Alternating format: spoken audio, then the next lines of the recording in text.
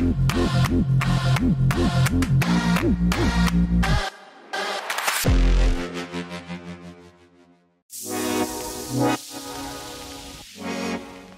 Diana Rosa, and I'm speaking with Boyd Martin, who lives in Pennsylvania and has been named to the USA eventing team for the Paris 2024 Olympic Games riding Fedarman B. This will be his fourth Olympic Games. He's also competed in a number of Pan American Games, and in 2019 took the individual gold and was a member of the gold medal team.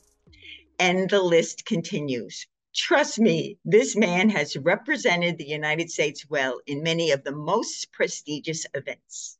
So, Boyd, I want to thank you for joining me today. And I want to kick this off by talking about you. How did that first pony or horse ride get you to where you are today? Excellent question. I never would have thought that falling in love with horses at a young age in Australia would take me to the other side of the world and get me to the Olympic Games. But in all honesty, I think I grew up in a very sporting family, and I also was just terrible at school. And thank God I found horses, because I wonder if I didn't find horses, where I would have ended up in life. But I think I enjoyed the process of training horses. I love competition, and still to this day just can't wait to get out of bed and jump on the horses and work away. And it's amazing where horses take you in the world. I've been lucky enough to compete all over the globe and had many triumphs, many disappointments, ups and downs, highs and lows. It's been a wonderful ride. Yeah, I think those highs and lows are important, because we always get better when when wherever we go and with all that we do. All right, so this is your fourth Olympic Games. What does it mean to you? Oh, it's the pinnacle of the sport. It's it's one of those. We're in a small sport, worldwide eventing, and obviously the people in our little bubble, yeah, they follow the 5 stars and the international 3-day events pretty closely. But every 4 years, we're sort of on the true world stage, against all the other mega athletes and mega sports. And I don't know, it's just an unbelievable competition. It's a true, I don't know, it's just something that only comes around every 4 years. So it's a special event, and only 3 people from each country get to go. And it's something that I've sort of been focused on, and trying to make sure that I get on the Olympic team while I'm in my prime here. How do you plan to prepare for it? Well, to be honest, the planning starts probably 2 years out. I think 2 years away from the Olympic Games, you've got to, in eventing, I think you've got to have a couple of horses. There's so many things that can go good or bad, or up or down, or high and low. Or so, truly in about 2022, I sort of had a group of horses that I thought could be there, and I'm left with 2 very strong horses. Fedarman B's the been picked on the team, and then I've got a direct reserve called Commando 3. So, it sounds glamorous going to the Olympics, but it's just thousands and thousands of hours of practice. There's lots of just training and practice, and then picking the right lead up events, and knowing when to push your horse and really go for a win, and knowing when to be conservative and save them, with this sort of long-term picture involved. And I think the big thing with making an Olympic team is the timing, of making sure that you've got your horse in form, performing really well, you're healthy, they're healthy, about 2 or 3 months before the Olympic Games. So that's the critical part.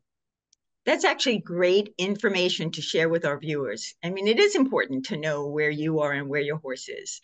Let's talk a little bit about your horses. You can start with Fedarman, but I know that Commando's another one. So our viewers always like to hear a little bit more. What's it like in the barn? What's it like to ride him?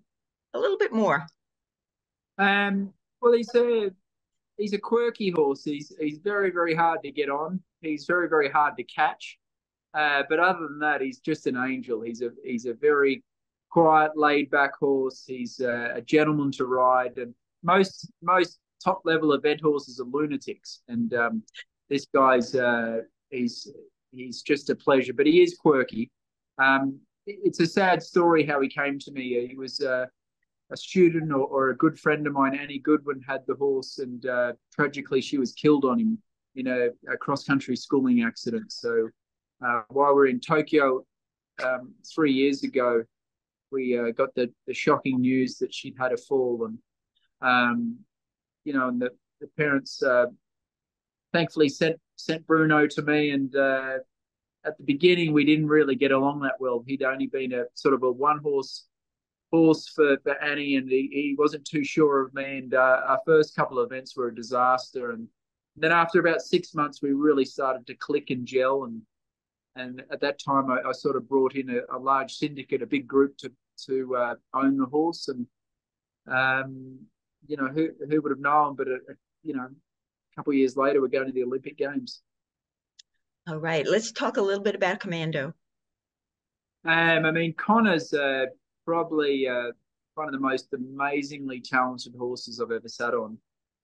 He's a little greener than Bruno. He's hit the ball out of the park at the 4-star level, and he's ready to go 5-star. So I think it was a tough decision for the selectors. They probably went with the more experienced, seasoned horse in Bruno. But Connor, I feel like in 6 months' time, he's going to be one of the best horses in the world. So I was a bit sad for Connor, just because if it wasn't for Bruno, he would be going to the Olympics. But part of me also thinks that, it might be just a moment too soon for him where he is in his career. So, after sort of going back and forth, I do think experience does count at the Olympic Games. Oh, I think it's really good for anybody. It's good for the rider and good for the horse. And so 4 Olympic Games. So you started in Tokyo, then you went to London, then you went to Rio, and now you will be in Paris. I've been to all of them, or will be to all of them after Paris, and I look forward to seeing you there. And I want to thank you very much for joining me. Do you have any last words you'd like to say? Not really, but thanks for having me on, and I'll be giving it my best shot. I will watch you as you do that. And I am Diana DeRosa, reporting for the EQUUS Television Network.